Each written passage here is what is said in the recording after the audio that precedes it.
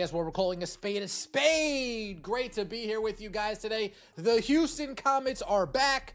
The Connecticut Sun have officially been sold. And after months of rumors and speculation, we are expecting an official statement sometime next week that the Houston Comets are returning to the WNBA, one of the most storied franchises in the league's history, after we got word Boston trying to make a move, bring the Connecticut Sun to Boston. Kathy Engelbert heard about it, and what'd she say? No. That ain't happening. Axe that deal. The deal is finalized, and a WNBA landscape is about to shift forever.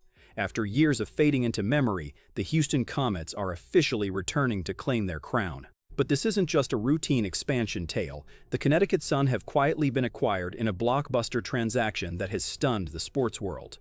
The announcement was so abrupt and massive that New England fans barely had a moment to say farewell before their team was being moved to Texas. The league's original powerhouse is rising from the shadows, and the timing is bound to ignite debate. Boston trying to make a move, bring the Connecticut Sun to Boston. Kathy Engelbert heard about it, and what'd she say? No. That ain't happening.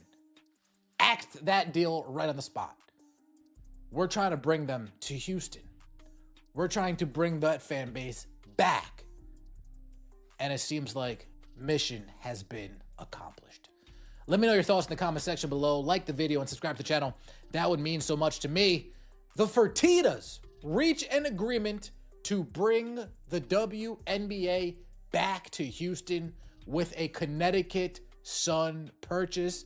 This was first reported by... This story goes beyond the court. It's a financial shockwave ignited by the Caitlin Clark era.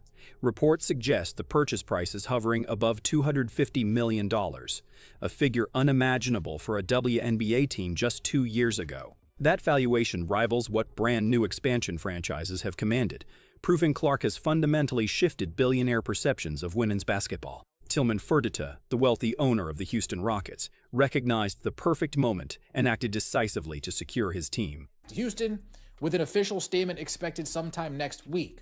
The agreement is, quote, unofficially done, a source tells Paper City.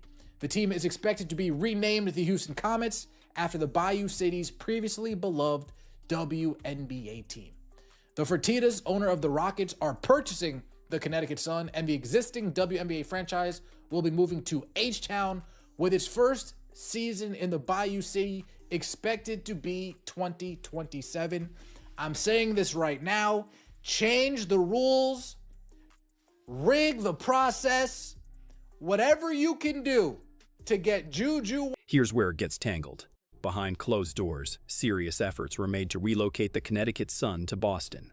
A powerful investor group was prepared to keep the team in the Northeast. But WNBA Commissioner Kathy Engelbert allegedly stepped in with a firm veto.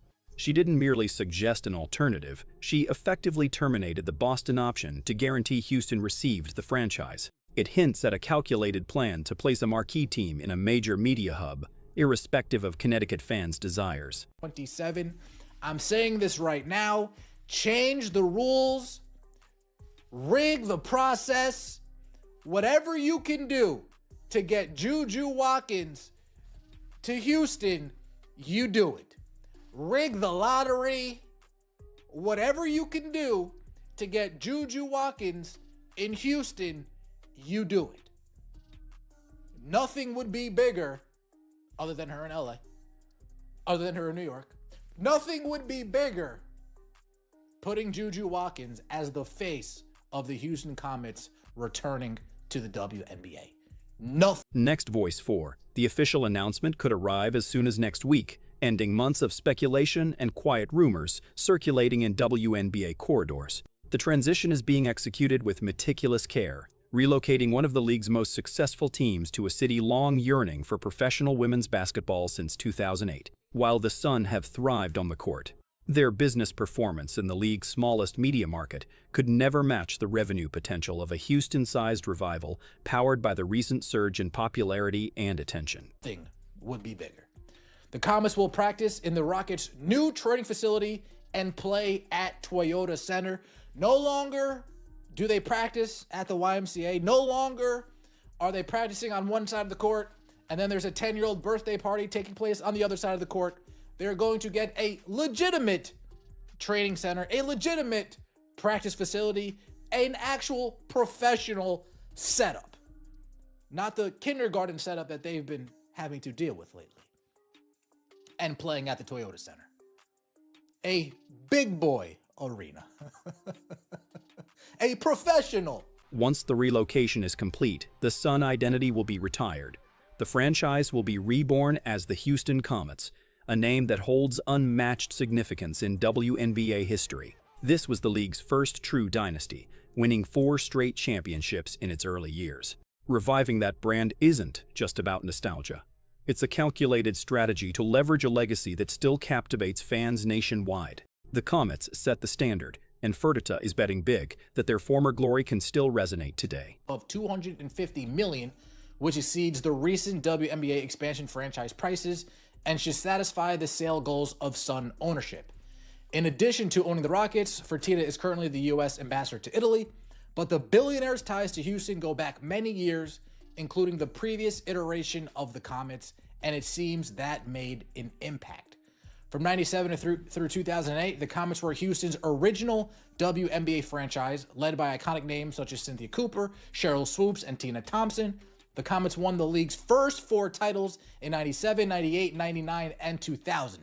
But fan interest gradually waned as the Tilman Fertitta isn't just any investor. He's a billionaire with deep Houston roots and NBA connections. As the Rockets owner and a former U.S. ambassador, he has both the financial clout and political reach to make this move succeed where others have faltered. He's long-eyed a WNBA return, but the timing only became favorable as league viewership exploded. Fertitta isn't merely purchasing a team, he's acquiring a cornerstone for his Houston sports empire. This is a monumental maneuver signaling that the WNBA has entered the highest tier of professional sports ownership. It's a big deal. The fact that Kathy Engelbert blocked the Boston ownership buying this, blocked that deal, said, no, we're bringing them to Houston.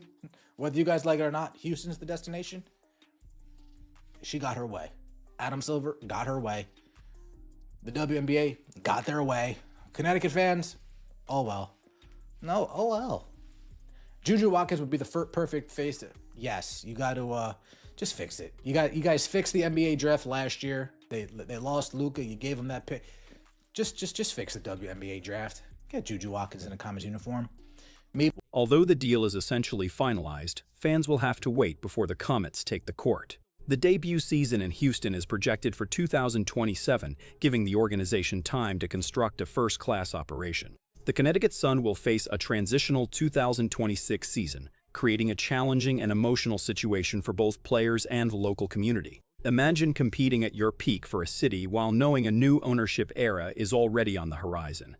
It's a stark reminder of the business realities that rarely appear in highlight reels. Reeks of corruption. Who cares? Who cares? Who cares? All of this shit is corrupt, folks. It's all corrupt.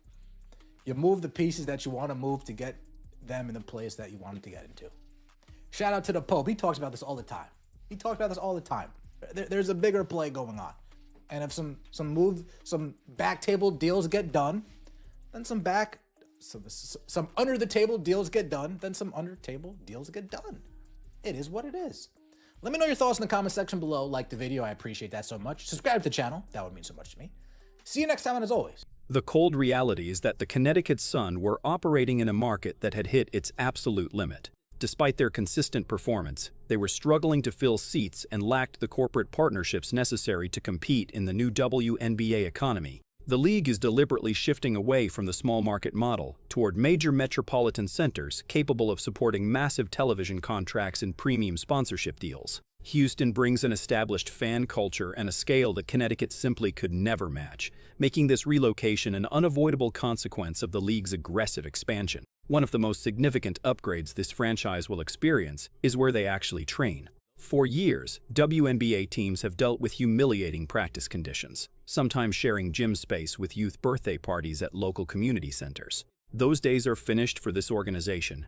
The returning Comets will have full access to the Rockets' brand new world-class training facility and will compete at the Toyota Center. This is a genuinely professional setup that treats these athletes with the respect they deserve, a complete departure from the embarrassing logistical situations they endured for far too long. To grasp why this move carries such enormous weight, you must examine what the Comets actually represent. From 1997 to 2000, they were completely dominant. Led by legendary figures like Cynthia Cooper, Cheryl Swoopes, and Tina Thompson, they didn't simply win championships, they shaped the entire cultural identity of the sport. They were the original template for what a thriving women's professional franchise looks like. For nearly 2 decades, that incredible history collected dust, and the WNBA quietly felt the absence of its greatest historical foundation. Bringing them back is a direct attempt to reconnect the league with its most celebrated era.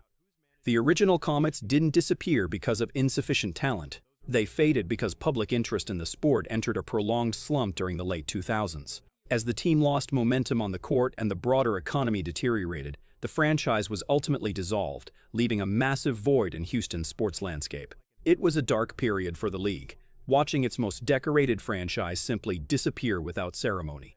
For years, a permanent return seemed impossible, but the current explosion in popularity has demonstrated that the appetite for Comets basketball never truly went away. You cannot discuss this sale without acknowledging the enormous cultural shift triggered by Caitlin Clark and Angel Reese.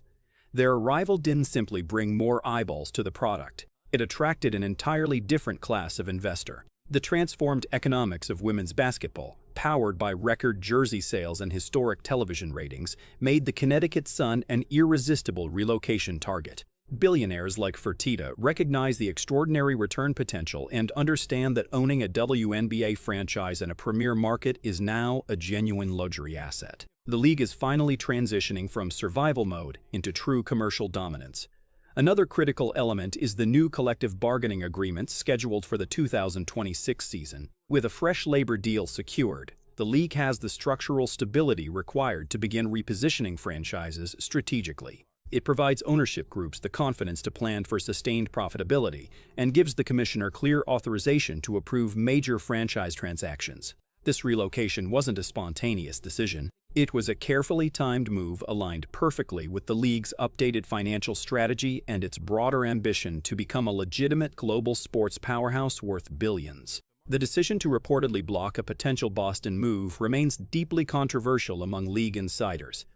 Boston is a storied sports city with an embedded championship culture, yet the league office allegedly pushed firmly for Houston instead. This strongly suggests that Commissioner Engelbert and her allies had a deliberate vision for the league's geographic footprint that excluded another Northeastern franchise. While Boston supporters remain understandably upset, the league clearly believes that resurrecting a historic Southern dynasty serves the WNBA's long-term brand narrative and international appeal far more effectively than planting another flag in New England. Speculation is already swirling about how the league might engineer the Comets' return to maximum effect. Whispers and bold theories about the 2029 draft and a potentially orchestrated lottery to deliver a superstar like Paige Buchers or Juju Watkins to Houston are circulating widely. While it sounds conspiratorial, critics point directly to the NBA's history of suspiciously convenient draft outcomes to suggest the WNBA might engineer something similar. Placing a generational talent as the face of the reborn Comets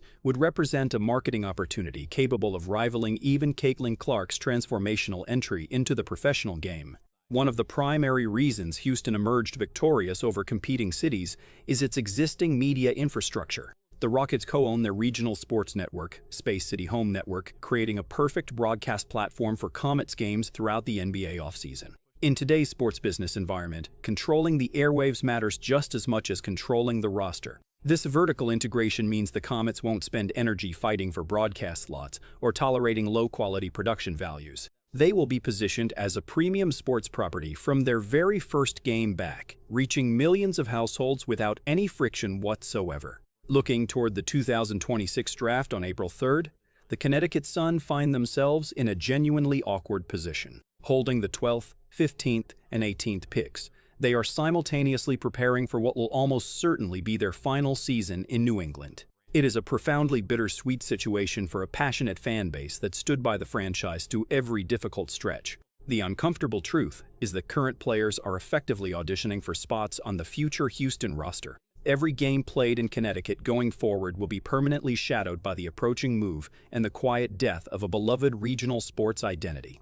The $250 million price tag attached to the Sun sends an unmistakable signal that the WNBA has entered a completely new valuation era. Fertitta isn't simply purchasing the current roster and coaching staff. He is investing in the league's entire future trajectory. This transaction establishes a new baseline for any existing owner considering an exit. If a franchise operating in a secondary market like Connecticut commands over $250 million, what does that imply for franchises anchored in New York or Los Angeles? The financial architecture of women's professional basketball is being fundamentally reconstructed, and this sale represents the first major piece falling into its new position. For Connecticut supporters, this development represents a genuinely crushing blow. They faithfully backed one of the league's most consistently competitive franchises, only to watch it disappear into a billionaire's portfolio and resurface 2,000 miles away. A deepening resentment is building among loyal fans who feel abandoned by a league they financially and emotionally sustained through its most vulnerable years.